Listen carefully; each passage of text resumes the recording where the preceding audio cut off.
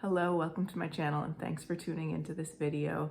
Today I'm going to be showing you a couple of the blushes from the new Pat McGrath Divine Blush collection. I have the shades Fleurtatious and Desert Orchid, and I also have the Golden Nectar highlighter from the collection. So I'm going to be reviewing those, demonstrating them on my face, and just talking a little bit about them, as well as doing a couple of comparisons with other blushes in my collection. So if you'd like to see all of that, just keep on watching. All right, let's get started. So I have the two blush shades and I'm just gonna put one on each cheek so we can see them by themselves, and then I'll probably try to even things out a little bit. And I also have the highlight here.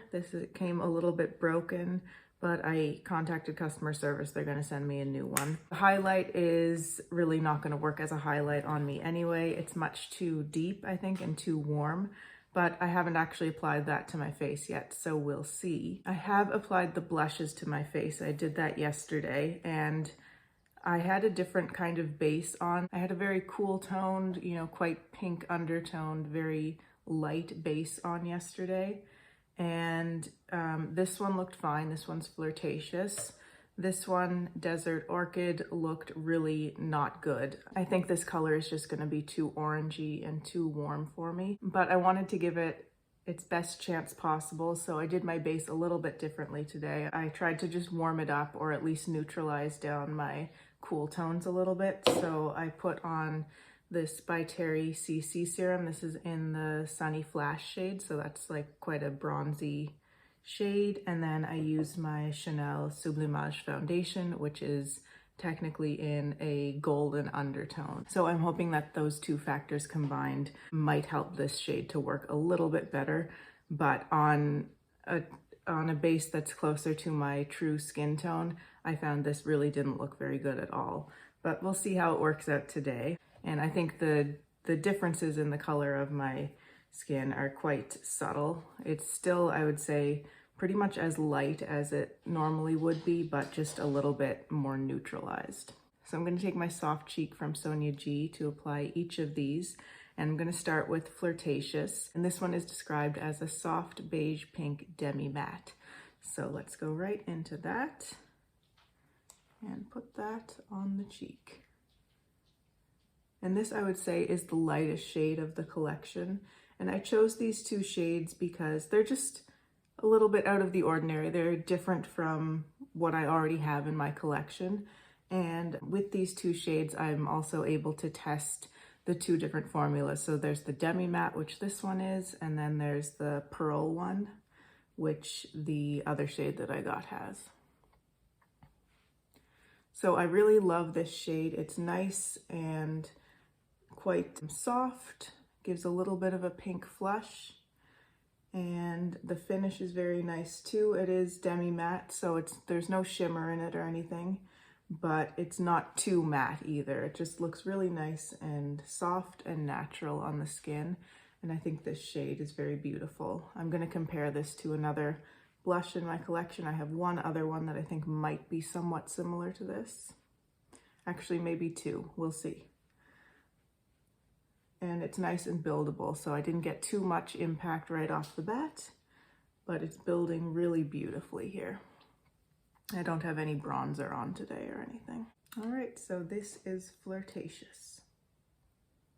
I'm just gonna wipe off my brush on my microfiber towel, and then we'll go into Desert Orchid. I think part of my problem with this shade yesterday was that I went in with too much at the beginning, so I'm just gonna try a little bit of a lighter hand on this one because it seems to be a bit more pigmented. But I know that also because of the tone, it just contrasts a bit more with my skin as well. Okay, so that's still quite nice and subtle with just the light tap into the pan. And now building it up a little bit.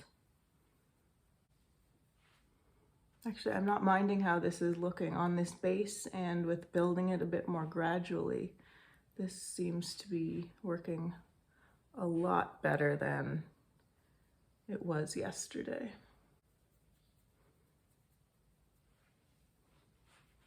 So this one is one of the ones with the pearl finish, and it's described as a bronze rose with golden pearl. And I can definitely see that pearl in there. It has much more of a shine. I think you can see it as well, whereas this one isn't giving off quite that luminosity. But I think both are quite natural and nice finishes, just on either side of the spectrum. So this one's more matte. This one does have a little bit more of a glow to it. And I think on this base and the way I've applied it more gradually and lightly this time, it's giving a really nice, it is warm, but I can still see a little bit of that pink in it, which for me is important in a blush. I find if it's a warm tone and it doesn't have enough pink, it's just gonna look completely orange, but it's working quite nicely, I think. So Fleurtatious and Desert Orchid. Now let's go in with the highlighter and just see how that works with each of these colors and how it looks on my skin. As I said, I'm pretty sure it's going to be much too dark and too warm for me, but let's give it a shot. I'm going to use the Wayne Goss Artist brush in the medium size, and I chose this brush because it's squirrel hair, and so it should be able to apply this as delicately as possible.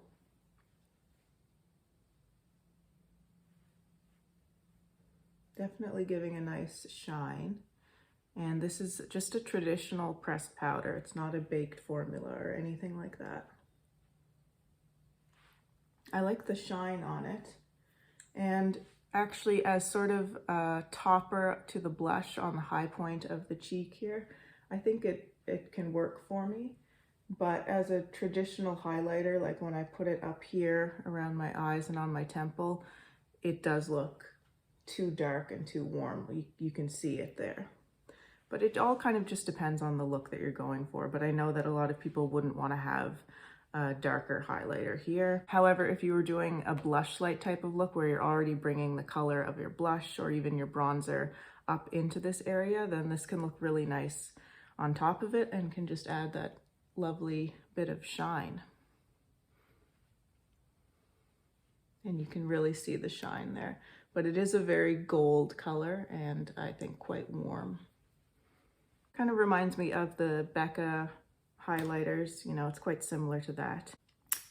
Okay, well, I'm glad they're sending me a new one because I was just putting that down and I tipped it over too far and it completely fell out. You can see it's cracked. I put it back in the pan. So that was an issue for me, but the customer service got back to me really quickly, even before this happened, when it was just broken around the outside. Here we have Fleurtatious with the Golden Nectar highlighter.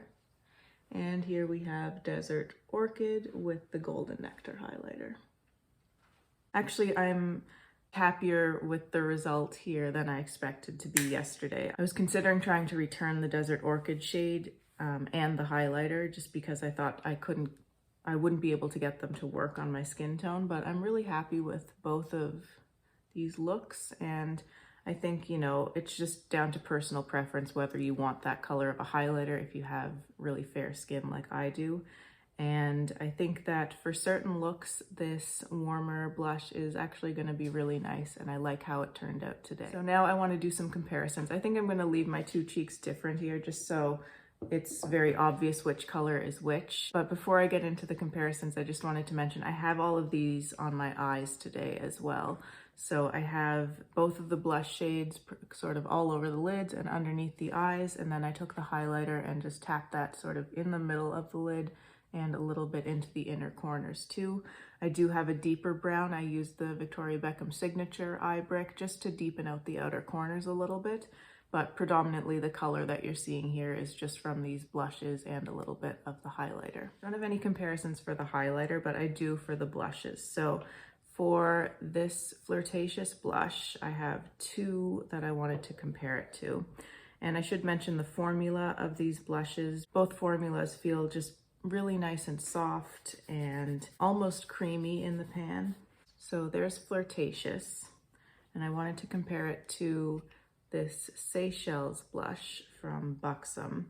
Now this is a different kind of finish. The Seychelles is quite a bit shinier, but I thought the colors might be interesting to compare. So that's the Seychelles and that's Fleurtatious. The Seychelles is looking actually quite a lot warmer, but they're in, you know, similar families, I think. The Seychelles has a bit of a shift to it, I find. So in some angles it can look a bit warmer, while in others it can look a little bit cooler and pinkier. And then the other one I wanted to compare is the Hermes Rose Ombre. And I think this is gonna be a bit pinkier than the Pat McGrath, but again, I think they're in similar families. All right, so there's the Rose Ombre. Actually, looking at them swatched like this, it's funny because in the monitor, the Rose Ombre is looking warmer, but on my hand, the Rose Ombre is actually looking more pink. So there are subtle differences here, but I think they're all along similar lines, and you're gonna get similar effects when you use any one of these on your cheeks. So again, this is the Hermes Rose Ombre, this is the Pat McGrath Fleurtatious, and this is Buxom Seychelles. And now for Desert Orchid, I wanted to compare that to this MAC blush. This is a mineralized blush from MAC, and it's called Lovejoy.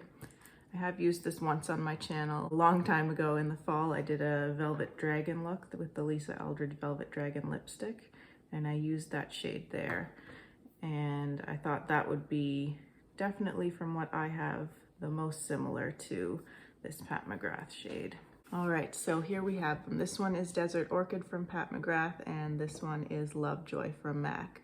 Again, I think you're gonna get sort of similar effects from these, but I can see a lot more pink in that Lovejoy. It's just a little bit less orange, where I feel like, especially when I compare the two, I can see more of the orange coming out from that Pat McGrath shade, but I do think that part of that is because of the pearl in it, because it has a golden pearl, which I think is kind of gonna enhance a little bit of that orangey warmth. But again, similar sort of tones going on, and I think you can get quite similar effects from either one of these two. So that's, again, Pat McGrath Desert Orchid and MAC Mineralized Blush in Lovejoy. So I think that's about it for this video. I hope you enjoyed it, and I hope it was helpful for you if you were maybe wondering about these blushes in general, or these shades in particular, and the highlight as well.